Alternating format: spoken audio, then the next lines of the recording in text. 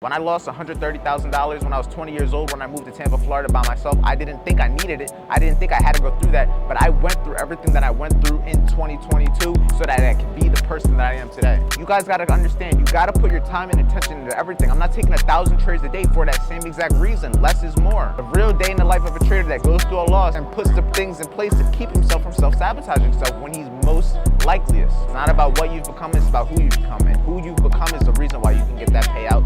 You can pass that funded account, and you can do it consistently. And you are who you are because of the things you do. It all comes back to full circle. You are your habits. So what are you doing today? Good morning, everybody. Welcome back to another video. Today it is indeed a new day of the week. Today is indeed Tuesday. Yesterday was Monday. I didn't get no trades yesterday. I was willing to take longs on US 30, but for the people that watched the vlog, I wanted it. We just never got it. I didn't take an L, didn't take a W. I got nothing. So we're gonna see what today brings. It is Tuesday, August 5th. So yeah, August is already moving by fast. We're already getting a roll on to things, but with that being said, we're about to be active with the team, about to see if we can make some money. If you didn't watch yesterday's video and where I broke down the exact numbers to how I plan on making $100,000 a month by the age of 23 just from trading, make sure you go check that out because I think it'll definitely be an educational video that you'll be able to take advantage of and also just teach you exactly how I'm gonna be doing and explain to you what I'm doing on a daily basis to get to the point that I'm trying to get to. And I think that's a good talking point, especially for the people trying to do the same thing. So with that being said, we're about to hop on a call, about a live trade, see if we can make some money, see if we catch some trades, and just give value, change lives on a daily basis. I don't care if I win money today, lose money, or have a break even. I'm just here to follow my process, to follow my plan, and as long as I can do that, it's a W day. Now, I definitely think I might trust the shorts, short term, going into 9:30 in a little bit, with that possibly a 50-point stop loss, looking to keep price moving lower. But I'm not sure. Log into my account. Yeah, with a 50-point stop, something like those. It's not a bad idea, because if it just were to push from here, I personally wouldn't be cool with buying. I don't like that 6 o'clock fill the gap, so if it just leaves from here, not my strong suit. But like I said, I'm overall bullish. I just need it to drop just a little bit lower. Just a little bit lower, especially with the way the other ones look. I'm gonna get my trade right here. This is gonna be my first entry. I'm gonna take it before 9:30, because the last couple of days, 9:30's been hitting. I'm gonna have a 50-point stop loss. In my opinion, 50 already doesn't seem as wide as it could be. I wanna trust 50 just because I don't wanna do 100 in terms of my risk reward, but I definitely wanna try using this 50-point stop loss and see what we can do. Right here, with about a 50-point stop loss. Looking for a 1 to 2, that's right about to these lows. Something like that. Yeah, looking for a run to these lows. First trade of the day, we in some profit. Let's see, going into 9:30, what we can hit for. Got our entry over here, an entry right here. See what we can do. Yeah, looking good so far, but we gonna see. It ain't over till it's over. Can't see a little red, can't see any profit. We'll see, but it's definitely going up going into the beginning of 9:30. So we'll see how this plays out, but it's only my first trade still. That shit really just did me dirty. We got 30 pushing, hit my stop loss, and then what are these other ones doing? They really dropped. 30 didn't do none of these lows. This shit, motherfucker. Fuck you, 30. And now 30 pushing. That's tough. That is indeed tough. 30, I might have to call it a day on you, because that was just tough. I don't even know. They're all so significantly, they're falling. I would have rather been in on the short. I wanted these shorts. This shit is falling. Bro, they're dying. Like if we did everything that we did, especially on US 30, to get this big ass retracement without running all these highs, without running the Asia high, it's like, okay, maybe it's just completely choppy, but on a day like that, I can't control that. But in terms of what I can control, there's highs, a lot of liquidity, Nas is bullish, just a matter of, giving this entry, and which it looks like it's about to. So we might be able to take advantage of this long. But like I said, if I switched my bias because the longs made more sense after getting absolutely cooked on that first trade, if it somehow just completely drops, yeah, that's when I walk away. And I'm probably gonna put myself into solitary confinement. Okay, there we go. Now we're at this area. Is this where I wanna do it? It's falling. I'm gonna give it a couple seconds. But now this is gonna be my last trade. Well, hopefully, if this somehow ends up a break-even trade, then maybe I'd take another trade. But honestly, with the way it's chopping, if this was break-even, all right, this is my first long of the day. First possible W?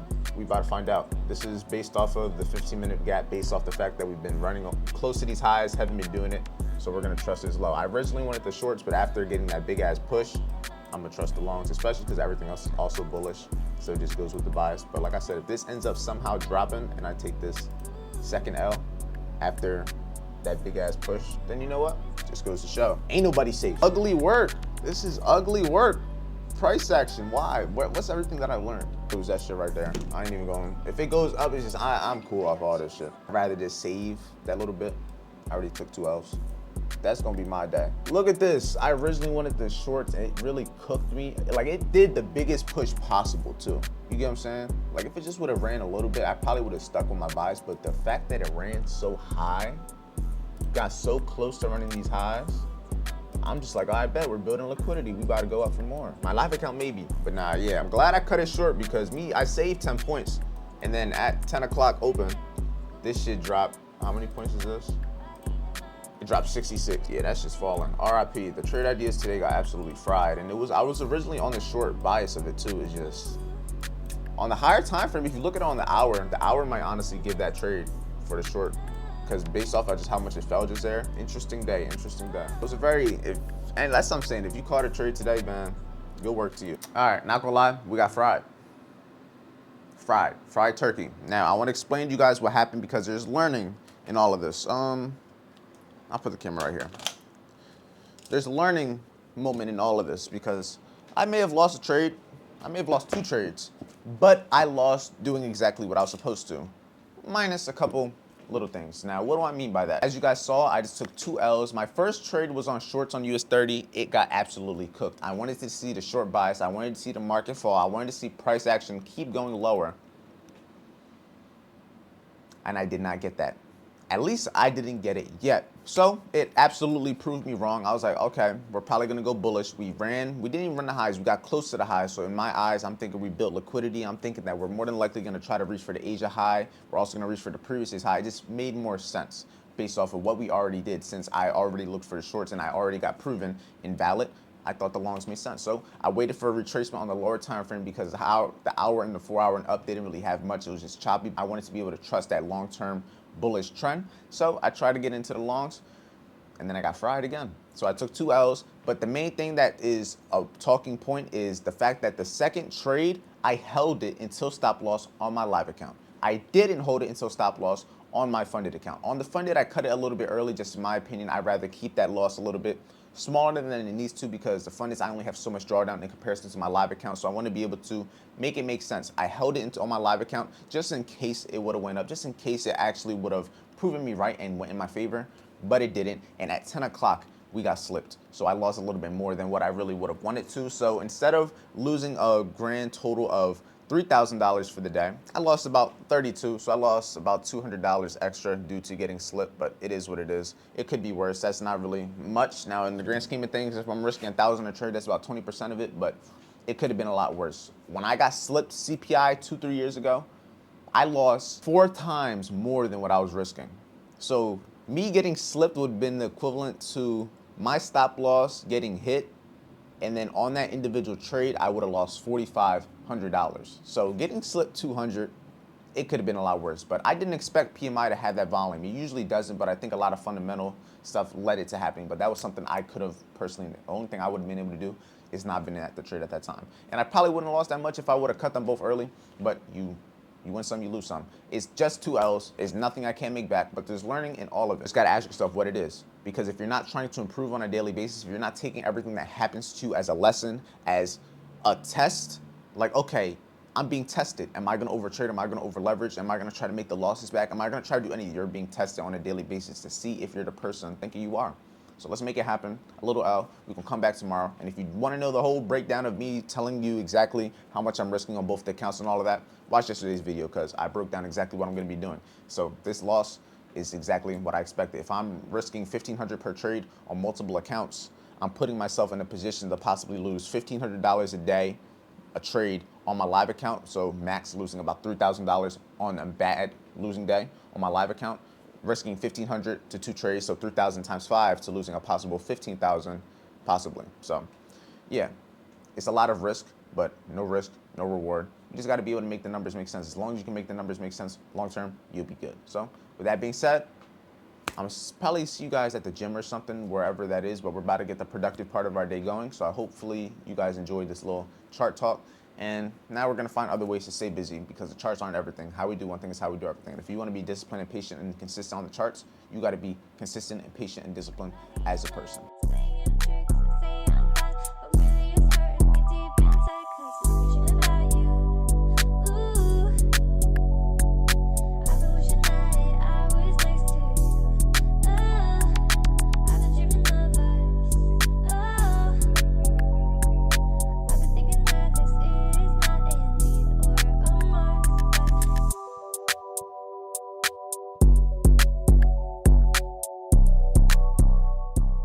Out the gym. I was waiting to do this interview with Angelo. He's in California, so right now we're in different time zones. He might be slumped. I'm not sure. He's not answering, so I'm gonna wait for him to reply, but that's what I'm trying to do right now. I'm trying to get the interview with him, get another student interview, just kind of get those posted on the second channel. I've been slacking. The team's been hitting some crazy bangers, but I got Angelo, and then I got Chris, 18-year-old that made $25,000 in one day on Top Step. So we got a couple different interviews we got to run with these students, but just to go to show what is possible with trading. I was once in a position, let me take this off because the noise canceling is fucking my head up, but I was once in a position where I didn't think you can make money trading, because it's hard to believe in something you haven't done yet. But once you make that first dollar, once you make that first $10, once you make that first $100, it's possible. You see it's possible, because it's one thing to see it, but once you do it yourself, once you do it more than one time, that confidence you get within yourself is undeniable, and nobody can take it away from you. Now, even when you have LDs like I had today, you know what you're capable of. Now, even though it sucks in the moment, that's just what it is. It sucks in the moment. You know, and you learn from going through the L's how to handle it better, how to get better at it. Everyone always asks, how do I handle L's so good? Why can I handle the losses? Because I go through them so often. The more you go through anything, you're gonna naturally get calluses. Think about your skin. When you're lifting the same weight over and over and over, naturally you get calluses. When you go through the same trauma over and over and over, such as losing money, losing trades, getting proven wrong, you get better at handling it over time. And that's just something that you get from showing up, from doing what you're supposed to, from following the plan. Such as me, I followed the plan and I lost some money, but guess what? Following the plan is gonna be the same thing that makes me back that money. All right, team, right now, honestly, not really sure what to do with myself. I kind of want to talk to you guys about this real quick. So if you guys watched the video yesterday, you're a real supporter. But for the people that watched yesterday's video, you guys know I'm taking a little bit of a content pivot. I talked about what I'm going to be doing to try to make the 100K a month, bada boom, bada bing with the trading. But you guys know there's only so much for me to do when it comes to trading, because after my trading day, after my L's, after I journal them, after I'm learning from them, there really isn't much for me to do. That's why I was so heavy with the content. But the main thing is I feel as if I was posting so much content to feel like I was being productive in compared to posting valuable content. But one thing that I'm doing now that I couldn't do before, I have a lot more time, because all those little clips that I was making from going to posting 20 reels a day, I'm posting like 5 now. So I don't got to spend as much time doing it. So I literally found myself bored, not knowing what to do. On my workout, on my balcony getting a second workout. I was my brain is a little fried from this sun cooking my head, and I've been out here for a little bit. But yeah, it's crazy. It feels weird because I hate when I'm not busy. That's why I literally started working out, so I can feel like I'm doing something. That's why I picked the camera up mid-workout, so I can feel like I'm doing something. That's why I'm listening to a podcast while working out, while having the thoughts of what I'm gonna record for my video, what I'm gonna record next for the Instagram. But I have a lot more time to be intentional behind the content I'm posting, such as the fact that I have the time to have a reason to pick up this camera right now, to actually talk about something that's valuable, such as finding things to do with your spare time. Understanding that just because you're moving in one direction doesn't mean that you could be going in the right direction. I was posting a whole lot of clips, whole lot of content that wasn't getting crazy views per clip because it wasn't intentional. It wasn't a clean, thought out, processed video or clip. You guys gotta understand, you gotta put your time and attention into everything. I'm not taking 1,000 trades a day for that same exact reason. Less is more. I don't need to take 1,000 trades. All I need is 1 or 2, and that 1 or 2 is gonna do more than that 1,000 could, because less is more. Same with the videos, same with the YouTube. Less is more. Less, but bigger and better quality. The quality of content in terms of the camera, in terms of the audio, but in terms of also the topic, the value that you're getting. Like right now, I feel like this is gonna be a great video because it's actually like meaning behind it. Fuck the thumbnail, fuck the title, the value behind it means everything. And this is real shit. The real day in the life of a trader that goes through a loss and puts the things in place to keep himself from self-sabotaging himself when he's most likeliest. That's the real shit, man. A lot of people not gonna talk on the real side of it, but that's why I just wanna stay in my own lane, posting daily vlogs, posting daily life, daily trading, daily reality, bro. I take losses, but I promise you, watch at the end of the week. Watch this be one of the craziest weeks I've had in a while. Watch this be my biggest week of the month. Watch this be my biggest month of the year. All I know is I'm gonna make it happen. I can't control the results. I can't control the output. The only thing I can control is the input. And then whatever is meant to happen to me is gonna happen. Everything that has happened for you, not to you. Everything in your life that is happening for you, not to you. And once you look at it that way, you can actually appreciate it because you may not realize it right now, but it needs to happen.